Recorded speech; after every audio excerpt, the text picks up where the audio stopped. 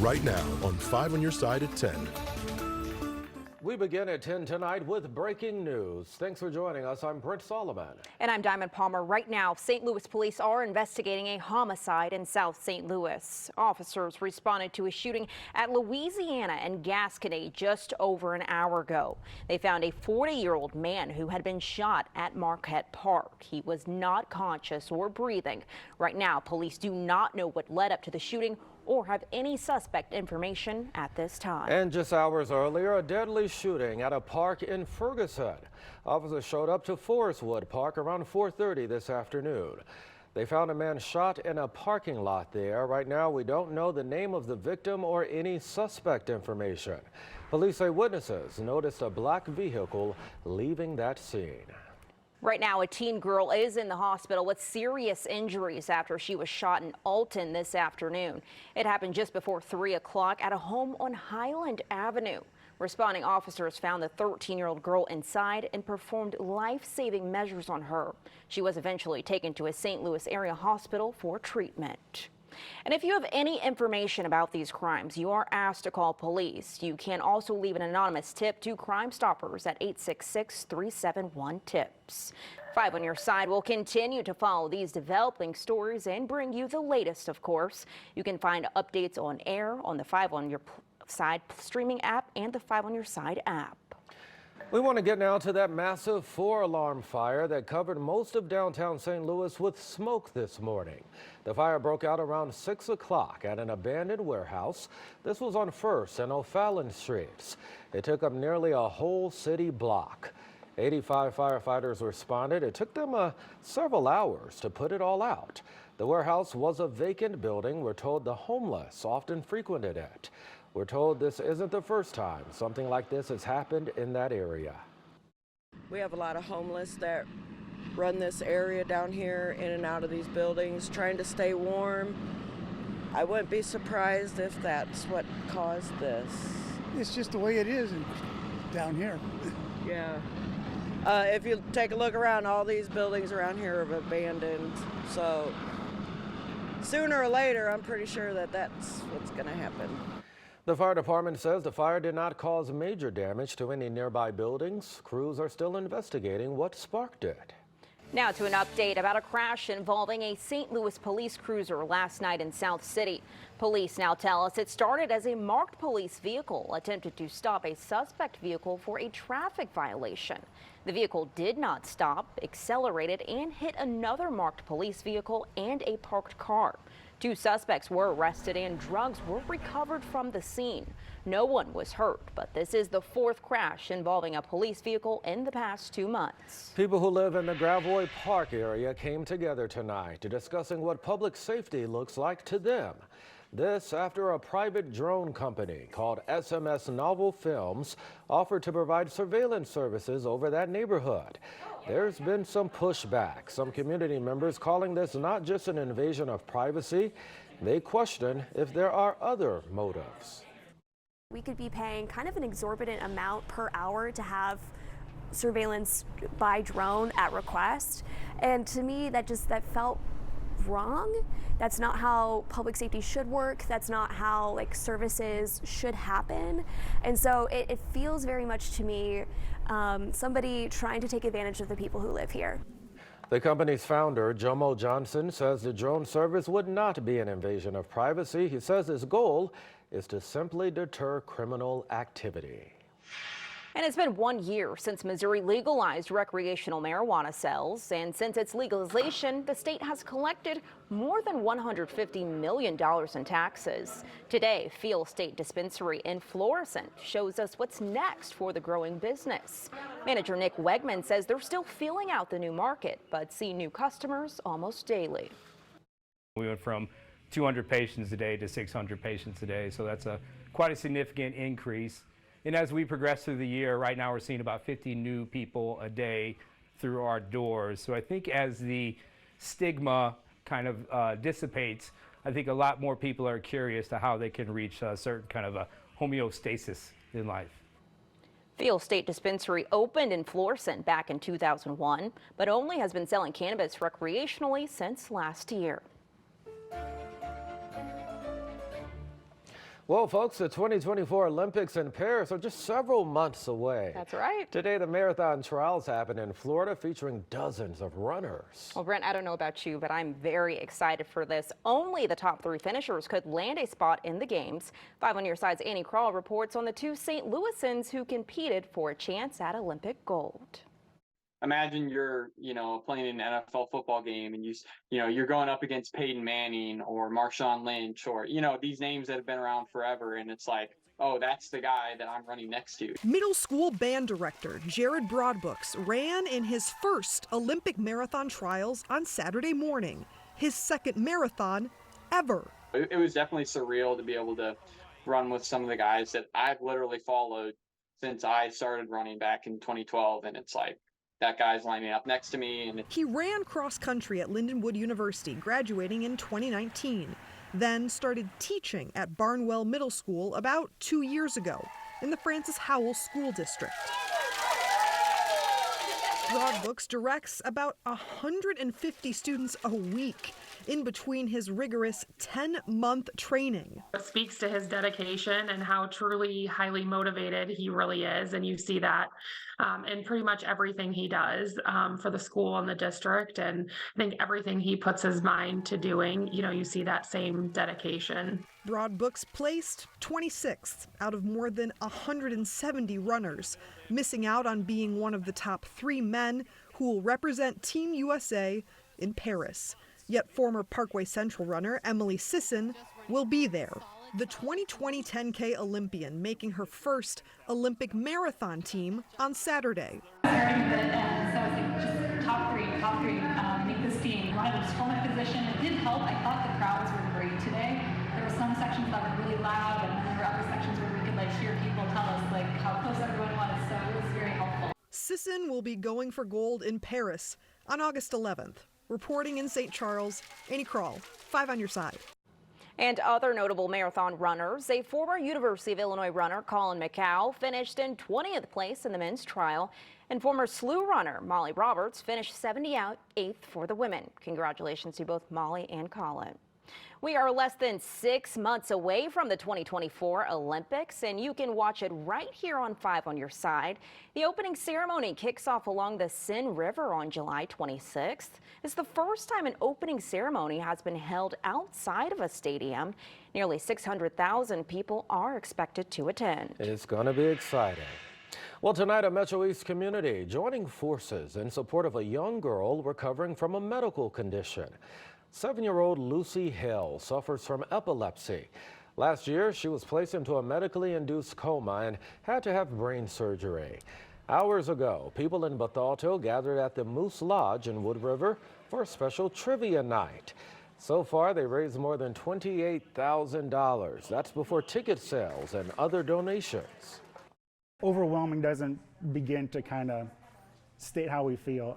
It's really kind of hard to put into words how much people have done for us, people that we know, people that we love, people that we've never met before, and how much support and love that we've felt from our community and communities surrounding our community. It's been just incredibly overwhelming. Lucy is at home now after spending months at a St. Louis Children's Hospital. More airstrikes in the Middle East, who the U.S. and its allies targeted one day after launching airstrikes in Iraq and Syria.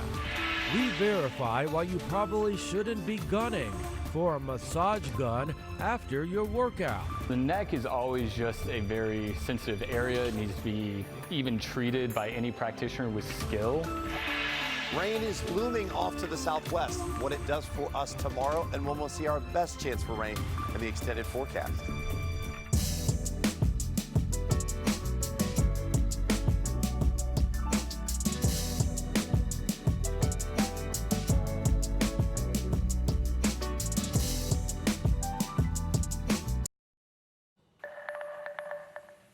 Earlier today, the U.S. conducted more airstrikes in the Middle East, this time targeting Houthis forces in Yemen.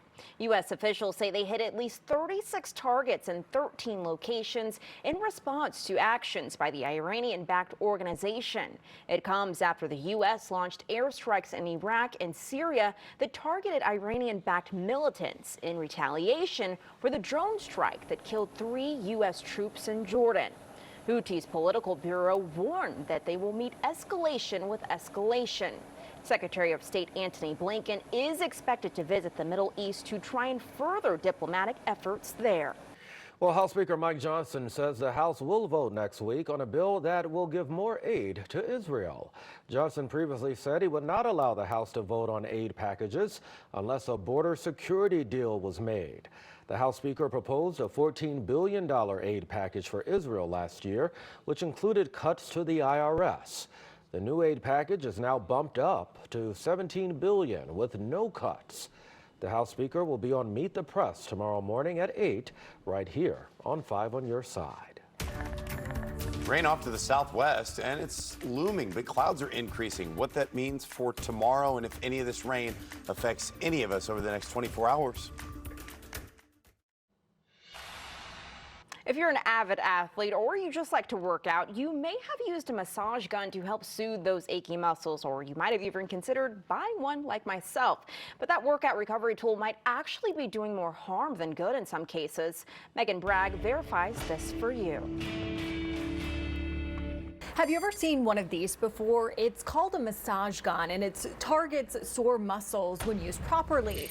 This viral video on TikTok claims using a massage gun on your neck is potentially dangerous. But is this true? Let's verify. Our sources are Chris Long, doctor of physical therapy with Platinum Rehab Specialist, and a 2022 study in the National Library of Medicine. Dr. Long says massage guns are primarily used for the bigger, meatier parts of our body. Glutes and quads and hamstrings, anything in that thigh and hip area are usually key areas to hit. We show Dr. Long the video, which claims using a massage gun on your neck is very dangerous because there are so many small arteries there. And Dr. Long agrees. Yeah, so the neck is always just a very sensitive area. It needs to be even treated by any practitioner with skill, mainly for the fact that the bones in the neck are very exposed. And even some of the vascular structures that she was talking about, like your jugular artery, some of these other things that supply blood to the brain. The National Library of Medicine backs up this argument. In one of its studies, repetitive use of a handheld massage gun on a woman's neck led to a condition called VAD, a rare but serious condition that could cause a stroke. For people with neck pain, Dr. Long says there are better, safer alternatives. Self-care options you can do are just some self-massage. You can use just fingers, pressure in the back of the neck, and just hit some basic range of motion. But in the end, Dr. Long says having a little bit of neck pain outweighs the dangers of using a massage gun. I'd rather walk around with some low-level neck pain all the time as opposed to using a massage gun on my neck. So we can verify that yes, using a massage gun on your neck is potentially dangerous. The device is only intended for the bigger muscles in your body. With your Verify, I'm Megan Bragg. If you have something you'd like us to verify, just send an email to verify@ksdk.com. Well, time now for your weather first forecast. We have meteorologist Gary Frank standing by for us. Yeah, good evening. Pretty nice overall. We had more sunshine today than the last couple of days. We had that low-level cloud cover. Tough to get real warm yesterday, but it was still above average, right? And when you look at the time lapse here in Chesterfield, everybody moving pretty smoothly, but proof positive that we had more sunshine than, you know, what we've seen of recent. But it was nice to see the sunset a little bit more vivid here as we get to that part of the time lapse, because, you know, we really didn't have too many clouds until maybe later in the day, and you could really see them off to the west. And that was the big story for us here overall. And as we saw that sunset, Lori shared this from our Weather Watchers group on Facebook. Very nice. We had those thicker, low to mid-level clouds off in the distance. You could really see that. So it was nice for us. Between today and the end of the month, you've noticed the days are getting longer. We gain about 1 hour of total daylight. That means 6:33 a.m. and 5:53 p.m. Those are our start times and finish times, daylight. So a big difference as we look outside in St. Charles right now. Everybody moving smoothly because it's dry. It's quiet. We got to 57 today in St. Louis officially, 58 in Chesterfield, a little warmer off to the southwest. Overall, temperatures have continued to stay on the mild side, but we're still kind of sitting in between this relatively stationary boundary, which has been responsible for bringing us fog. And you also look at this pretty impressive system right here, and it's really sitting right near Colorado, Lamar, just past Grand Junction. That's where we're starting to see that snow. But this spin, that is going to move south and not impact us. So as a result, we're going to get caught on the north end of that. And that's where some of our areas to the south, like Rolla, you're already starting to see that rain get a little closer. For the most part, though, it is not impacting us quite as much. And we're staying dry, at least in the city, and I would say about 95% of our entire area. Still at 45 right now. That's still above our average high of 42. As I mentioned, we get to 57, but 35 is our average low. We'll be above that tonight with mostly cloudy skies, especially off to the southwest. Now, as that rain continues to stay south, we'll get clouds out ahead of it. I think more thick mid-level clouds, so that keeps our temperatures from warming up too much.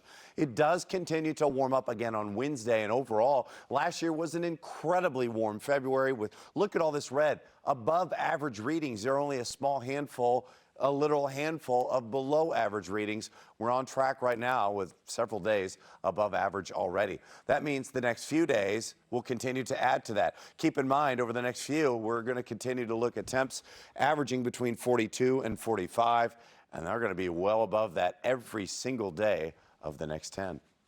Think about it, doesn't feel like what? Winter. Dare I say early spring? Yeah. I'm loving the warm temperatures. Keep it going for us, Gary. Oh, yeah. All right, we've got Holden standing by now. You've got some sports coming up. That's exactly right. We have a game a lot of people have been looking forward to for a long time.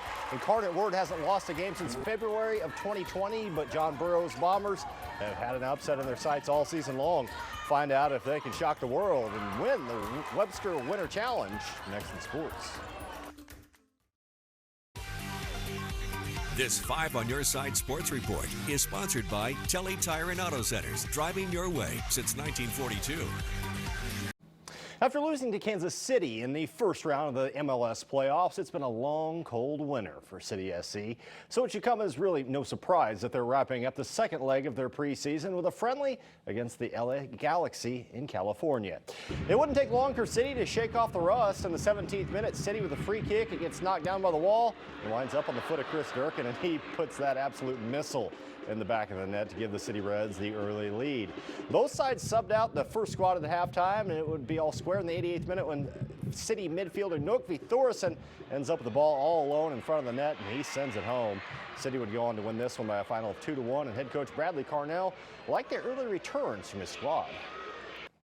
Both groups did themselves proud. You know, we stuck to, a couple of principles, and we stuck to a new little tweaks and nuances what we're trying to do. And I saw both groups, fight the urge to go against what we've been talking about and really staying in it and being positive, and even if it failed, to try it again.